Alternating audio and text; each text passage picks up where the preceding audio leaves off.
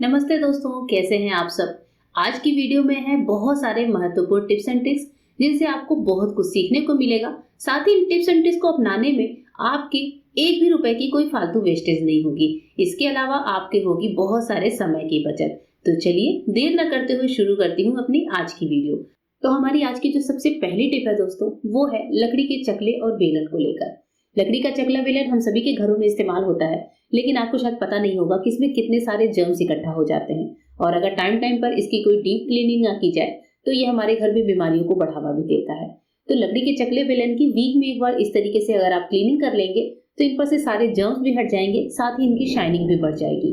तो यहाँ पर इनको क्लीन करने के लिए आपको लेना है नींबू का आधा टुकड़ा और साथ ही थोड़ा सा नमक। नमक को लेने के बाद नींबू का जूस इस तरीके से निकाल दीजिए और फिर चकले पर, बेलन पर हर जगह नमक और नींबू के रस को अच्छे से मिला दीजिए। मैं क्या कर रही हूँ, नमक और नींबू के रस को इस तरीके से बेलन से ही मिक्स कर देती हूँ। अब इसके बाद से हमारे चकले बेलन में जो भी जर्म्स होते हैं वो नींबू के रस की वजह से किल हो जाते हैं, क्योंकि ये बहुत तेज डिसइंफेक्टेंट का काम करता है। अगर आपके पास नींबू का रस नहीं है तो आप इस जगह पर विनेगर का भी यूज कर सकते हैं। नमक और नींबू के रस को चकले और बेलन पर चारों तरफ अच्छे से रब कर दीजिए। इसके लिए आप स्क्रबर का भी इस्तेमाल कर सकते हैं। मैं यहाँ पर नींबू के छिलके का इस्तेमाल कर रही हूँ। सारी जगह पर इसको अच्छे से रब करने के बाद बस आपको इसे 2 मिनट के लिए छोड़ देना है और फिर नॉर्मल ठंडे पानी से इसको क्लीन कर देना है। लकड़ी के भी अंदर जो फंगस लगे होते हैं वो सभी कुछ इससे खत्म हो जाते हैं और हमारा चकला बेलन बहुत ही अच्छी तरीके से पूरा हाइजीनिक हो जाता है, एकदम अच्छा हो जाता है। वीक में एक बार इसको इस तरीके से जरूर क्लीन करके देखिएगा। मैं इसको साफ सादे पानी से धुलकर आपको दिखाती हूँ। हमारा चकला बेलन बिल्कुल साफ हो जाता है। बस इसको सुखाकर अच्छे से रखिए। इसे सुखाकर रखना बहुत जरूरी होता है। अगर ये गीला रहा तो इसके अंदर फंगस लगने का डर होता है। तो इस तरीके से इसकी केयर करने पर ये कभी खराब भी नहीं होता है। चलिए बढ़ते हैं आज की अपनी नेक्स्ट टिप की तरफ। नेक्स्ट टिप है हमारी इस तरह के ऑटोमेटिक वॉशिंग मशीन को लेकर। ये जो हमारी फुली ऑटोमेटिक वॉशिंग मशीन होती है दोस्तों, इसके जो ड्रम होते हैं उसके साइड में आपने देखा होगा कि रबड़ का ये पार्ट होता है। जैसे हमारे फ्रिज में होता है वैसे यहाँ पर रबड़ का ये पार्ट होता है। इसमें क्या होता है कि अगर हमारे किसी कपड़े के बटन, कोई मोती, कोई मेटल या फिर कुछ भी ऐसी चीज होती है वो आकर इसी जगह पर फंस जाती है। इसके अलावा हम शायद ध्यान नहीं देते कि यहाँ पर कुछ अंदर काई भी जमी होती है। आप देख रहे हैं ना पानी की कितनी ज्यादा काई सी जमी हुई है, जिसको अगर हम क्लीन ना करें तो इस वजह से क्या होता है, हमारी वॉशिंग मशीन के अंदर बहुत सारे इस तरह से काई सी जमती रहती है और धीरे धीरे क्या होता है, मशीन की जो लाइफ होती है वो खत्म होती जाती है। तो इन पार्ट्स की क्लीनिंग करना बहुत जरूरी होता है।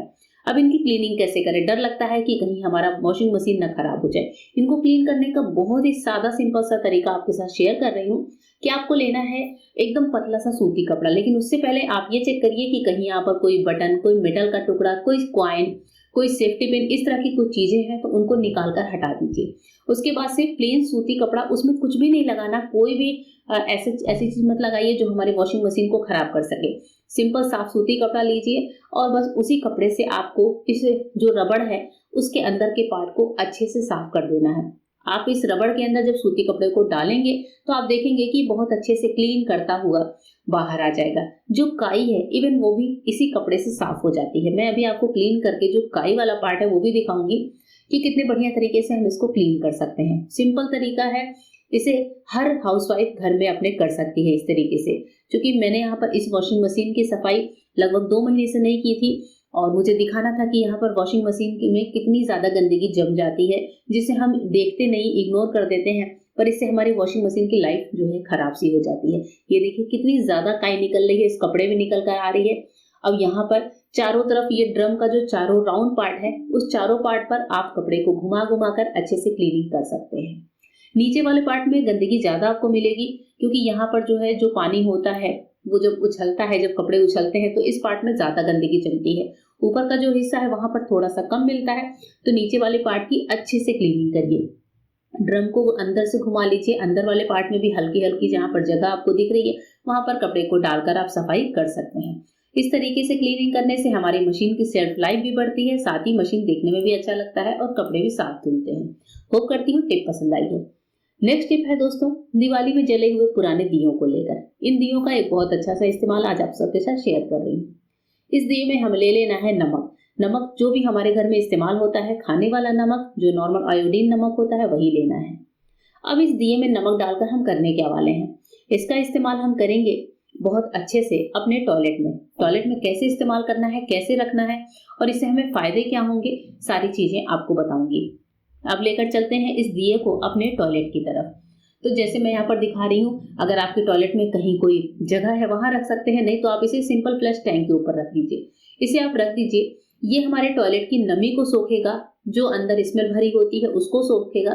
इसके अलावा टॉयलेट एक ऐसी जगह है जहां पर निगेटिविटी बहुत ज्यादा होती है, तो नमक जो होता है निगेटिविटी को खत्म करता है। हम दिए में नमक डालकर इसको रख देंगे। कुछ दिनों बाद 10 से 15 दिनों बाद आप देखेंगे कि नमक ने जो नमी सोखी है, जो निगेटिविटी सोखी है और जो इसने यहाँ की स्मेल सोखी, उस वजह से नमक का कलर चेंज हो जाता है। नमक में नमी आ जाने की वजह से ये हल्का सा कुछ इस तरीके का गीला गीला सा दिखने लगता है। 10 से 15 दिनों में एक बार आप इस नमक को चेंज कर दीजिए।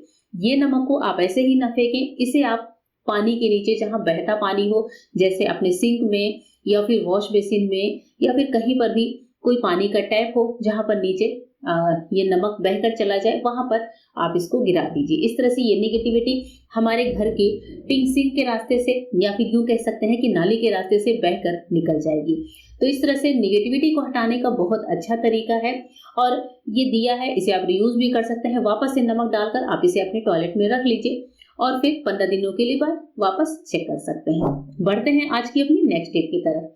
नेक्स्ट टिप है हमारी हरी मिर्च को लेकर। जो तीखी वाली हरी मिर्चें होती हैं, ये बहुत ज्यादा तीखी होती हैं। जब भी हम इनको कट करते हैं तो आपने देखा होगा कि ये हमारे हाथों में जलन बहुत ज्यादा देती है। चाहे हम कैसे भी इनको कट करें, कितना भी हाथों को बचाकर कट करें, लेकिन हाथों में जलन तो होती ही होती है। ये मिर्चें हो या फिर लाल वाली मिर्चें हो, तो कभी कभी लाल मिर्च का पाउडर भी हमारे हाथों पर लग जाता है। उस टाइम पर यही प्रॉब्लम होती है कि हाथों की जलन को शांत कैसे किया जाए। हम कितना भी उसके बाद से साबुन से हाथों को वॉश करें, लेकिन एक बार जो जलन उठ जाती है हाथों में, वो जल्दी शांत नहीं होती। तो इस जलन को शांत करने के लिए बहुत अच्छा सा उपाय बता रही हूँ कि आप ले लीजिए कोलगेट का पेस्ट। ये पेस्ट चूंकि ठंडा होता है, तो थोड़े से कोलगेट के पेस्ट को जहां जहां पर हाथों में जलन हो रही है वहां अप्लाई कर लीजिए। 10 से 15 मिनट के लिए छोड़ दीजिए। 15 मिनट के बाद इस पेस्ट को आप नॉर्मल ठंडे पानी से वॉश कर लीजिए। आप देखेंगे कि आपके हाथों की जलन जो है बिल्कुल खत्म हो जाती है। अगर फिर भी थोड़ी सी भी जलन हाथों में हो तो वापस से पेस्ट को एक बार और लगाइए और बस एंजॉय करिए। नेक्स्ट टिप बहुत इंपॉर्टेंट है दोस्तों, सर्दियों में काम आने वाली है। हमारे आपके सबके घरों में स्वेटर होते हैं, हम सब जैकेट पहनते हैं, स्वेटर पहनते हैं, वूलन कपड़े तो हर घर में होते हैं। वूलन कपड़ों के साथ एक समस्या होती है कि इनमें रोए बहुत ज्यादा आ जाते हैं। अब जब ये रोए आते हैं तो कोई भी इन स्वेटर्स को पहनना नहीं चाहता। रोए आने के बाद ऐसे ही लगता है कि हमारा स्वेटर कितना पुराना है, और हम क्या करते हैं, इसे किसी को देने की तैयारी कर लेते हैं या फिर इसे हटा देते हैं, कभी कबाड़ में डाल देते हैं, लेकिन हम इसे पहनना नहीं चाहते। लेकिन अगर हमारा स्वेटर बिल्कुल नया हो, हमने नया खरीदा है, फिर भी अगर उसमें रोए उठ जाएं, तो इसके लिए बहुत अच्छा सा उपाय है कि आप ले लीजिए इस तरह के ग्रीन वाला जूना। जी हाँ, ग्रीन वाला जो स्क्रबर होता है, एक नया स्क्रबर ले लीजिए और स्क्रबर से क्या करिए, जहां पर भी रोए बहुत ज्यादा है, जहां पर लिंट आपको ज्यादा दिख रहा है, वहां पर स्क्रबर से इस तरीके से रब कर दीजिए। बहुत तेजी से नहीं करना है, बिल्कुल ही हल्के हाथों से ये काम करना है।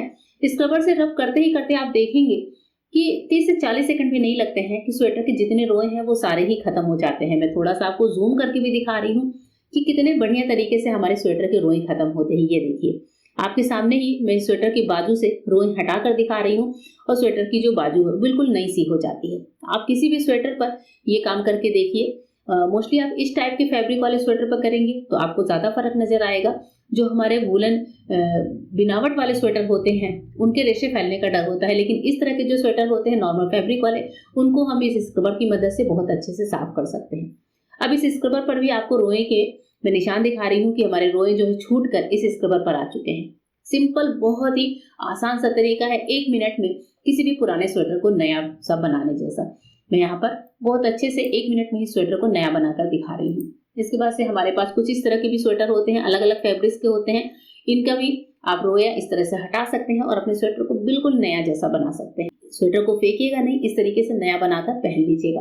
होप करती हूँ मेरी आज की वीडियो आप सभी को पसंद आई होगी। मिलते हैं दोस्तों मेरे नए वीडियो में, तब तक के लिए गुड बाय, थैंक यू।